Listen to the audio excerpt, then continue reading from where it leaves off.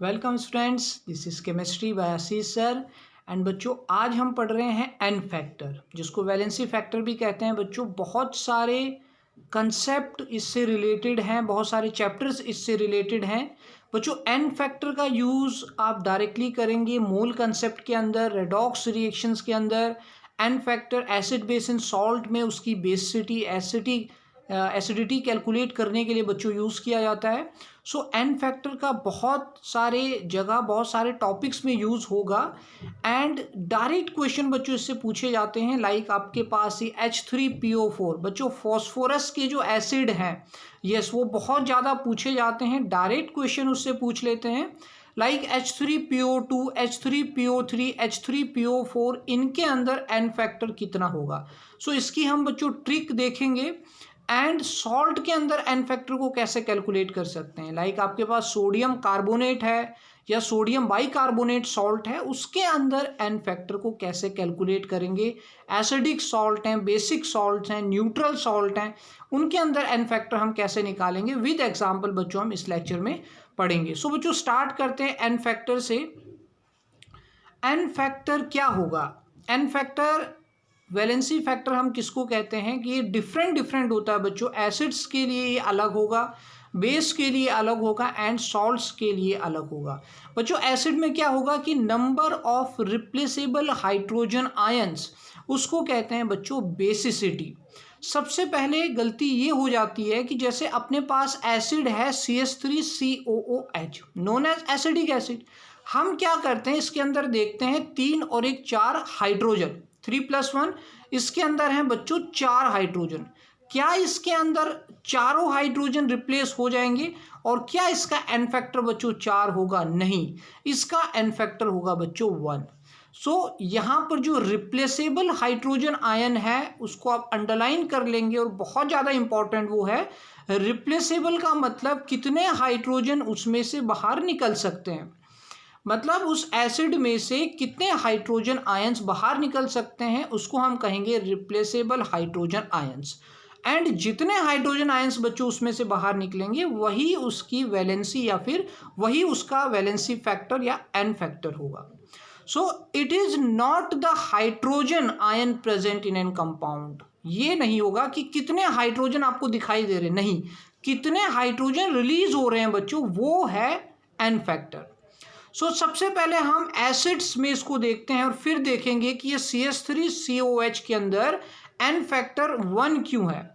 सो acids के लिए हम जब स्टार्ट करते हैं तो एसिड्स में टर्म आता है बेसिसिटी। बेसिसिटी बच्चों क्या होता है कि एक एसिड में से कितने हाइड्रोजन रिप्लेस हो रहे हैं, कितने हाइड्रोजन उसमें से रिलीज हो रहे हैं, उसको हम कहेंगे उसकी बेसिसिटी। बच्चों, सिंपली अगर एक हाइड्रोजन उसमें से बाहर निकला किसी एसिड में, सो रिमूवल अगर 1H पॉजिटिव का हुआ, that is called mono basic. Mono मतलब 1, मोनो बेसिक हो जाएगा। अगर 2 हाइड्रोजन आयन अगर उसमें से रिलीज होते हैं, that is known as dibasic ion, dibasic हो जाएगा बच्चों। और अगर उसमें से 3 हाइड्रोजन रिमूव होते हैं, that is called try basic. अब हम कुछ ऐसे एग्जाम्पल देखेंगे जिनसे हमें पता लगेगा कि कौन से मोनो बेसिक हैं, कौन से डाई बेसिक हैं, एंड कौन से ट्राई बेसिक एसिड्स होते हैं। अब एन फैक्टर कैलकुलेट करने के लिए हमें सबसे पहले एक कंसेप्ट मालूम होना चाहिए, बिकॉज मैं यहाँ चाहता हूँ कि आपके पास ट्रिक के साथ साथ वो कंसेप्ट भी हो कि एक्चुअल में ये ट्रिक अप्लाई कैसे हो रही है। सो एन फैक्टर की ट्रिक तो हम बाद में देखेंगे, पहले उससे रिलेटेड अपने पास है इलेक्ट्रोनेगेटिविटी। सो बच्चों, इलेक्ट्रोनेगेटिविटी वर्ड आपने जरूर सुना होगा। किससे रिलेटेड है? यस, ये रिलेटेड है नॉन मेटैलिक कैरेक्टर से। नॉन मेटैलिक कैरेक्टर आपने मेरे पीरियोडिक टेबल की वीडियोस में देखा होगा कि नॉन मेटैलिक कैरेक्टर को मैंने कहा था इलेक्ट्रोनेगेटिविटी। एंड बच्चों, इलेक्ट्रोपॉजिटिविटी होती है मेटैलिक कैरेक्टर से रिलेटेड। सो इलेक्ट्रोनेगेटिविटी क्या होती है कि आपके पास कोई एक बॉन्ड बना हुआ है, जैसे अपने पास कुछ कंपाउंड है, जैसे अपने पास एक कंपाउंड है HCl में एक बॉन्ड बना हुआ है बच्चों, कोवलेंट बॉन्ड है बीच में, बिकॉज शेयरिंग ऑफ इलेक्ट्रॉन से हाइड्रोजन और क्लोरीन के बीच एक बॉन्ड बना, that is called covalent bond. अब हुआ क्या कि इसमें तो देखो 2 इलेक्ट्रॉन यहाँ पर, एक इलेक्ट्रॉन क्लोरीन का था और एक इलेक्ट्रॉन हाइड्रोजन का था, और ये दोनों इलेक्ट्रॉन शेयर थे बीच में। ये इस तरह से इसके दोनों इलेक्ट्रॉन्स क्या थे, बीच में शेयर थे, जो शेयर्ड एरिया था यहाँ पर दोनों इलेक्ट्रॉन्स के थे। बट हुआ क्या कि क्लोरीन ने धीरे धीरे शेयर्ड इलेक्ट्रॉन्स को अपनी तरफ खींचना स्टार्ट कर दिया। उसने शेयर्ड पेयर के इलेक्ट्रॉन्स को अपनी तरफ अट्रैक्ट करना स्टार्ट कर दिया। अट्रैक्शन से क्या होगा, जब क्लोरीन इलेक्ट्रॉन्स को बच्चों अपनी तरफ अट्रैक्ट करेगा तो उसके ऊपर आ जाएगा डेल्टा नेगेटिव चार्ज। ठीक है बच्चों, उसको कहते हैं पार्शियल नेगेटिव चार्ज। पार्शियली वो अट्रैक्ट करेगा, पूरी तरह से इलेक्ट्रॉन नहीं आ पाएगा बिकॉज बॉन्ड उससे ब्रेक हो जाएगा, बट पार्शियली क्लोरीन क्या करेगा, इलेक्ट्रॉन्स को अट्रैक्ट करेगा। एंड हाइड्रोजन क्योंकि अपने इलेक्ट्रॉन लॉस कर रहा है, उसके पास अट्रैक्शन पावर कम है, तो इसलिए उसके पास पॉजिटिव चार्ज आ जाता है। सो यहाँ पर जो देखने को मिला कि क्लोरीन की इलेक्ट्रॉन नेगेटिविटी ज़्यादा है। ज़्यादा क्यों है बच्चों, क्योंकि उसकी अट्रैक्टिव पावर इलेक्ट्रॉन्स के लिए ज़्यादा है, वो शेयर्ड पेयर ऑफ इलेक्ट्रॉन्स को ज़्यादा अट्रैक्ट कर रहा है।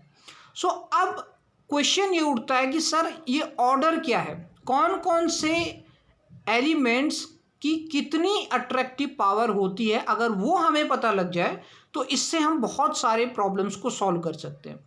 अब हम ये देखते हैं कि अपने पास केमिस्ट्री में मेनली जो इलेक्ट्रोनेगेटिव एलिमेंट्स हैं वो ये हैं, और इस तरह के ऑर्डर में वो रखे जाते हैं।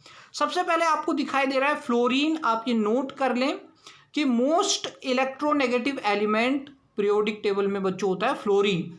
फ्लोरीन किसी के साथ भी जुड़ा हो, किसी के साथ भी बॉन्ड बना रहा हो, क्या करेगा, अल्टीमेटली छीना झपटी करेगा और उसके सारे इलेक्ट्रॉन्स को ले लेगा।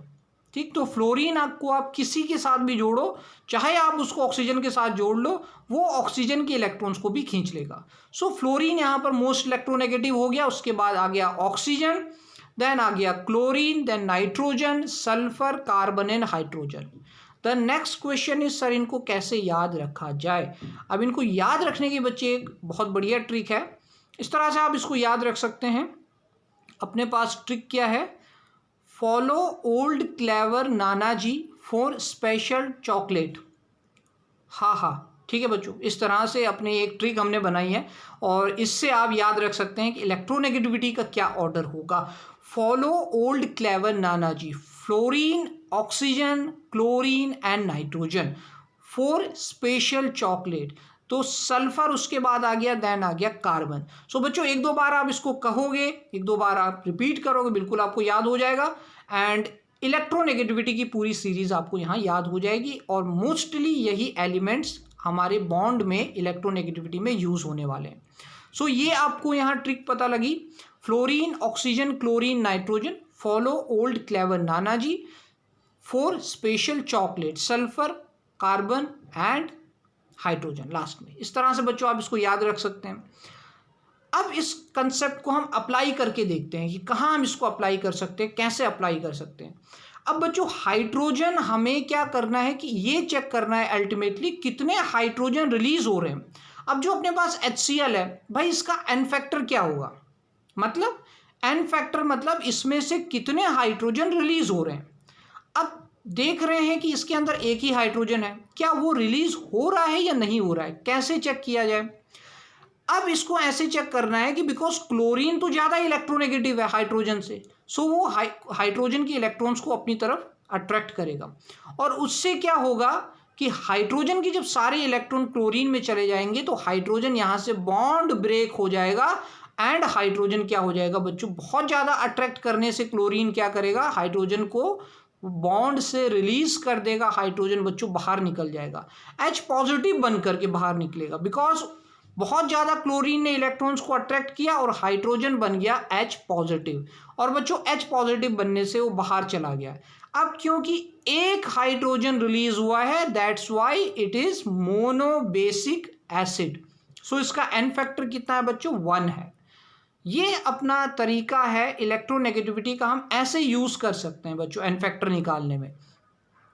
जैसे कुछ सिंपल एसिड अपने पास है, HBr है, हाइड्रोब्रोमिक एसिड है, आप कहोगे कितना एन फैक्टर है, मतलब कितना हाइड्रोजन रिलीज हो रहा है। भाई कितना हाइड्रोजन रिलीज हो रहा है, ब्रोमीन ज़्यादा इलेक्ट्रोनेगेटिव है, अट्रैक्ट कर रहा है इलेक्ट्रॉन्स को, और एक हाइड्रोजन यहाँ से रिलीज होगा, एन फैक्टर उसका 1 हो जाएगा। अगला बच्चों अपने पास सल्फ्यूरिक एसिड आ जाता है। इस तरह से अगर आप स्ट्रक्चर को देख रहे हैं तो इस तरह के स्ट्रक्चर में आप देख रहे हैं ऑक्सीजन और हाइड्रोजन के बीच ये दो बॉन्ड बने हुए हैं। एक बॉन्ड ऑक्सीजन हाइड्रोजन का इस साइड है और एक बॉन्ड इस साइड है।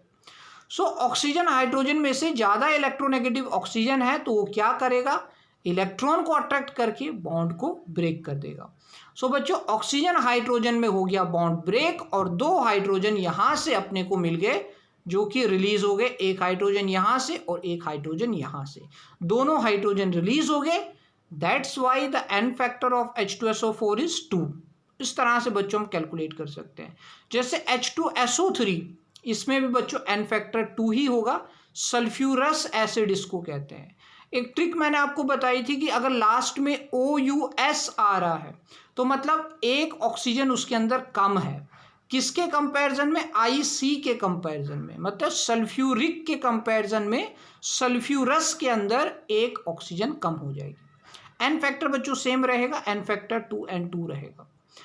अब आगे आता है क्वेश्चन कि इस तरह के जो फॉस्फोरस के एसिड है जिनके बच्चों डायरेक्ट क्वेश्चन पूछे जाते हैं, लाइक H3PO4 जिसको कहते हैं फॉस्फोरिक एसिड।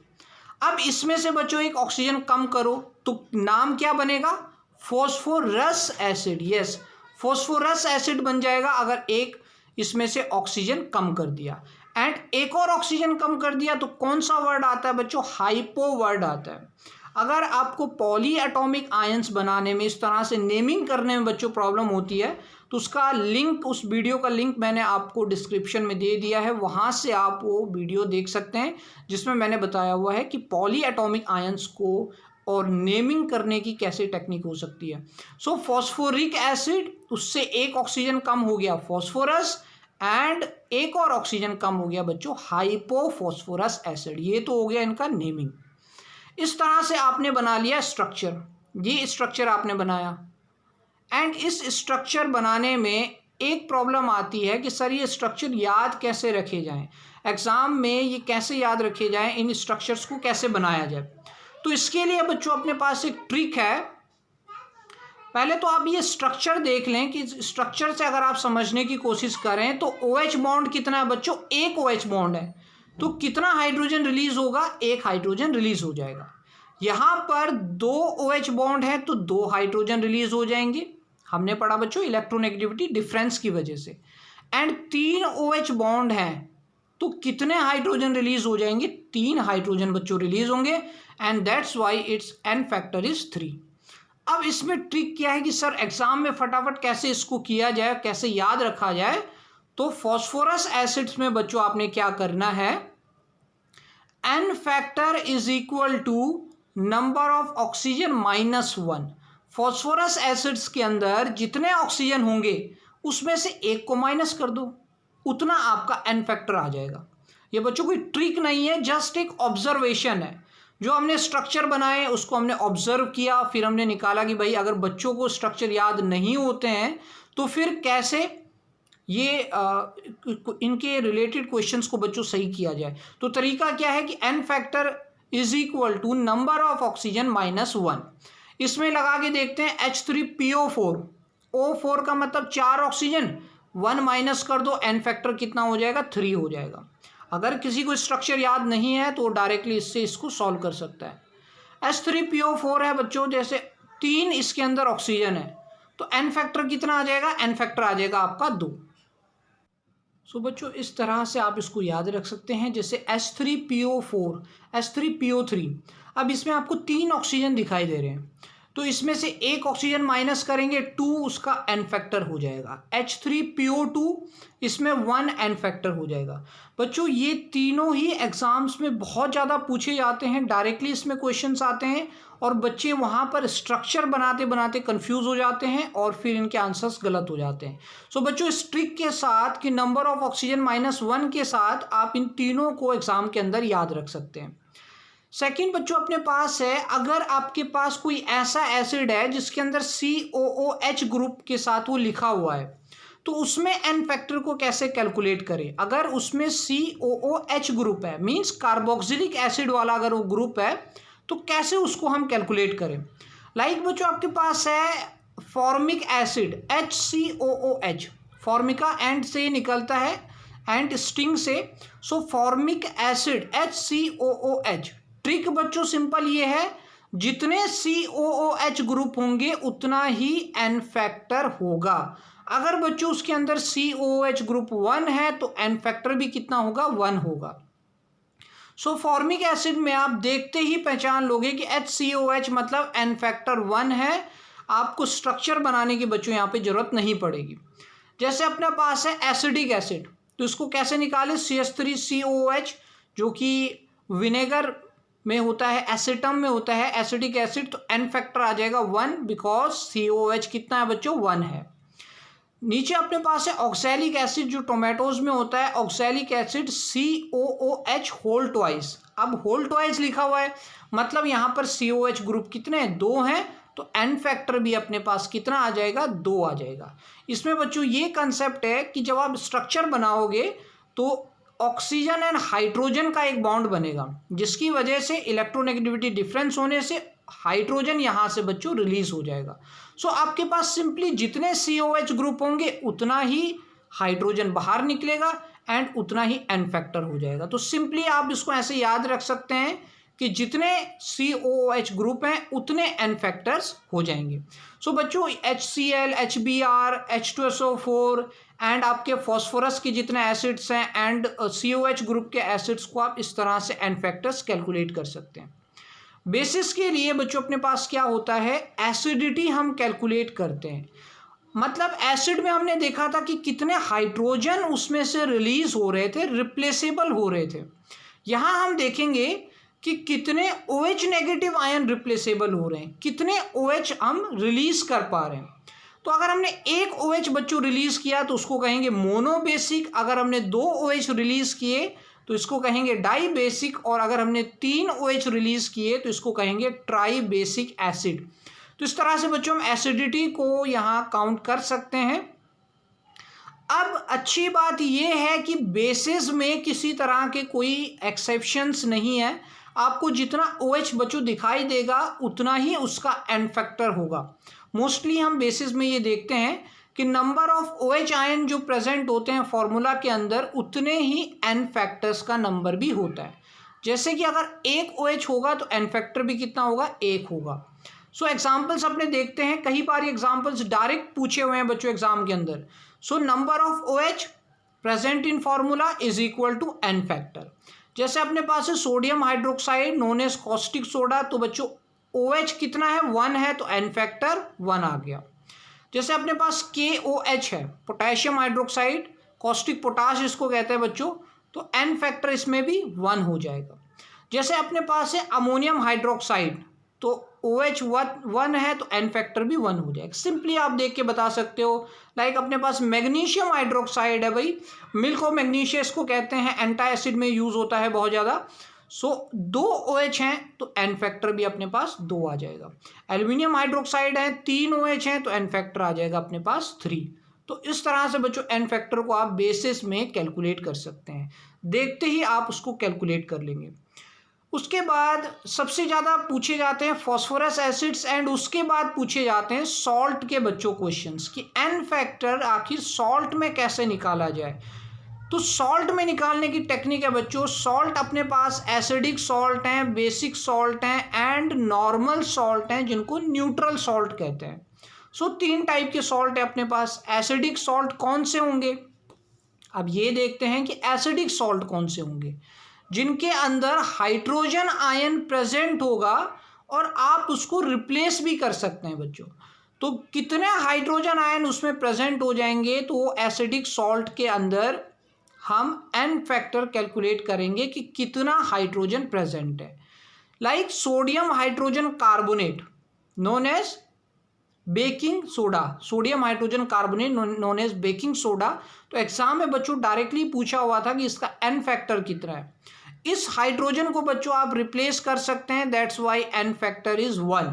जितना आपको हाइड्रोजन दिखाई दे रहा है उसमें उतने आप एन फैक्टर लिख लो। जैसे अपने पास सोडियम हाइड्रोजन सल्फेट है, एक हाइड्रोजन है तो एन फैक्टर 1 हो जाएगा। सोडियम डाइहाइड्रोजन फॉस्फेट है, NaH2PO4 है बच्चों अपने पास, 2 हाइड्रोजन दिखाई दे रहे हैं तो एन फैक्टर कितना हो जाएगा, 2 हो जाएगा।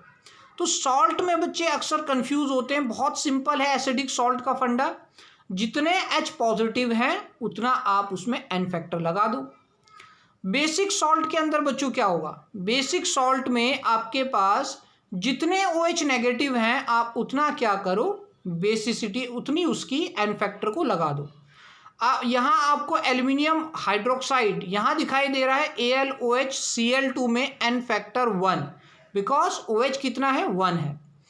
इसमें इस प्रोडक्ट में आपको दिखाई दे रहा है OH 1 है, तो इसीलिए उसका एन फैक्टर भी बच्चों 1 हो जाएगा। सो एसिडिक सॉल्ट के अंदर कितने हाइड्रोजन आयन हैं एंड बेसिक सॉल्ट में कितने OH नेगेटिव हैं, इससे आप डायरेक्टली कैलकुलेट कर सकते हैं। अब इसमें इंपॉर्टेंट आता है सबसे ज़्यादा कि न्यूट्रल सॉल्ट के लिए कैसे कैलकुलेट किया जाए। न्यूट्रल सॉल्ट का क्या फंडा होना चाहिए, तो न्यूट्रल सॉल्ट में बच्चों आप याद रखोगे total positive charge on metal ion. एक आपके पास इस तरह का कंपाउंड बना होगा, इसमें टोटल कितना पॉजिटिव चार्ज होगा मेटल आयन के ऊपर, वो आपको बताएगा एन फैक्टर। इसको आप ध्यान से सुने बच्चों, इसको कैसे हम सॉल्व करेंगे। टोटल एन फैक्टर आपको बताना है कितना होगा, total positive charge on metal ion. Like आपके पास है NaCl, अब NaCl में Cl के ऊपर -1 चार्ज है, Cl के ऊपर कितना चार्ज होगा बच्चों, -1, एंड सोडियम के ऊपर होगा +1। सो इसमें मेटल कौन सा है अपने पास मेटल है Na पॉजिटिव, जिसके ऊपर चार्ज कितना दिखाई दे रहा है, 1। सो एन फैक्टर हो जाएगा 1। सिंपल है। और एग्जांपल देखते हैं, जैसे कि MgCl2 है, मैग्नीशियम क्लोराइड है। अब यहाँ पर बच्चों 2 क्लोराइड हैं, मतलब उनके ऊपर चार्ज कितना होगा, 2 नेगेटिव। तो मैग्नीशियम के ऊपर कितना चार्ज होता है, 2 पॉजिटिव, तो इसलिए एन फैक्टर कितना होगा, 2 होगा। अब बच्चों अगर आपको जरा सी भी कंफ्यूजन है कि किसके ऊपर कितना चार्ज होता है, तो उससे रिलेटेड वीडियोस में बच्चों बना चुका हूँ। आप उसमें डिस्क्रिप्शन में आपको वीडियोस के लिंक मिल जाएंगे। पॉली एटॉमिक आयन है, मोनो एटॉमिक आयन्स हैं, वहाँ से आप बच्चों वीडियोस देख सकते हैं। बहुत ही उसमें बहुत सारे एग्जाम्पल्स के थ्रू मैंने बताया है, कुछ ट्रिक्स भी मैंने लगाई हैं कि आप किस तरह से याद रख सकते हैं आयन्स को। जैसे बच्चों मैग्नीशियम क्लोराइड में मैग्नीशियम 2 पॉजिटिव होगा, अब एल्यूमिनियम क्लोराइड में एल्यूमिनियम होगा 3 पॉजिटिव, तो एन फैक्टर हो जाएगा उसका 3, बिकॉज यहाँ पर 3 क्लोराइड हैं। अब 3 क्लोराइड में हर एक के ऊपर -1 होता है, तो 3 के ऊपर होगा -3 एंड एल्यूमिनियम के ऊपर हो जाएगा +3। तो इस तरह से बच्चों हम कैलकुलेट कर सकते हैं। कुछ और एग्जांपल है अपने पास, लाइक कैल्शियम कार्बोनेट। अब कार्बोनेट के ऊपर बच्चों कितना होता है, -1 का चार्ज होता है, एंड कैल्शियम के ऊपर होता है 2 पॉजिटिव। सो एन फैक्टर हो जाएगा 2। आपने मेटल एटम पे चार्ज को कैलकुलेट करना है, ठीक है। यहाँ हम आ जाते हैं Na2CO3 को। देखो बच्चों आप, कार्बोनेट -1 है, ठीक है, उसको रहने देते हैं। अब बच्चों कार्बोनेट जो हो जाएगा CaCO3, अच्छा कार्बोनेट हो जाएगा -2, कार्बोनेट पे होगा बच्चों -2 का चार्ज, CO3 2 नेगेटिव। अब Na के ऊपर कितना होगा, बिकॉज कार्बोनेट के ऊपर 2 नेगेटिव है, तो Na के ऊपर कितना हो जाएगा बच्चों, यहाँ पर +1 का चार्ज हो जाएगा। सो Na2CO3। सो बच्चों यहाँ पर 2 Na आपके पास हैं। अब आपके पास 2 Na है और एक Na के ऊपर आपको पता है कि +1 का चार्ज होता है। सो 2 Na के ऊपर 2 पॉजिटिव का चार्ज हो जाएगा एंड उसका एन फैक्टर हो जाएगा 2। बच्चों ध्यान रखना है, आपने टोटल पॉजिटिव चार्ज निकालना है मेटल आयन के ऊपर। अब बेरियम जो है उसका चार्ज होता है +2, बेरियम का चार्ज होता है +2, एक बेरियम का। अब आपको दिखाई दे रहे हैं 3 बेरियम आयन आपको दिखाई दे रहे हैं। सो उसका टोटल चार्ज हो जाएगा +6, ठीक है। तो एन फैक्टर हो जाएगा बच्चों 6। ये आपने ध्यान रखना है, टोटल चार्ज आपने उसमें निकालना है। Na2PO4 है अपने पास, Na3PO4 है। अब बच्चों ये Na3PO4 है। अब आपके पास 3 Na है बच्चों, एक Na का जो चार्ज होता है वो होता है +1, सो 3 Na का चार्ज हो जाएगा +3 और n फैक्टर हो जाएगा उसका 3। सो इस तरह से बच्चों आपने मेटल आयन के ऊपर टोटल चार्ज को कैलकुलेट करना है कि मेटल आयन में टोटल चार्ज कितना होगा। कैसे आप कैलकुलेट करोगे? अगर आपको मेटल आयन के चार्जेस बच्चों याद हैं तो आप एक के ऊपर निकाल लेंगे और जितने भी वहां पर मेटल आयन दिए होंगे उससे इनटू कर लेंगे। सिंपल है, आई होप आपको ये समझ में आ गया होगा। लाइक यहाँ पर 2 सोडियम है तो एक के ऊपर +1 होता है तो 2 सोडियम के ऊपर +2 चार्ज होगा और n फैक्टर उसका हो जाएगा बच्चों 2। सो आई होप बच्चों आपको ये लेक्चर पसंद आया, आपको इस लेक्चर से कुछ सीखने को मिला होगा कि n फैक्टर्स हम कैसे निकालेंगे एसिड्स के लिए, बेसिस के लिए, सॉल्ट के लिए। और इसकी बच्चों बहुत सारी एप्लीकेशंस हैं। अपना रेडॉक्स रिएक्शन चैप्टर में, मोल कंसेप्ट में, इक्विवेलेंट वेट निकालने में बहुत इसका यूज़ होता है। सो इस तरह के बच्चों कुछ और वीडियोस अगर आपको देखने हैं तो आपको क्या करना है, यस आपने चैनल सब्सक्राइब कर देना है। एंड वीडियो को बच्चों आप लेक्चर को शेयर कीजिए अपने फ्रेंड्स के साथ, अपने क्लासमेट के साथ। एंड बच्चों इसके शॉर्ट जो नोट्स हैं आपको हैंड रिटन, वो आपको लिंक डिस्क्रिप्शन में मिल जाएगा, वहाँ से आप उसको बच्चों डाउनलोड कर सकते हैं। सो मिलते हैं बच्चों अपने अगले लेक्चर्स में, और तब तक आप देखते रहिए शॉर्ट ट्रिक किस तरह से poly atomic, mono atomic ions को हम याद करते हैं। सो बच्चों मिलते हैं अपने अगले लेक्चर में।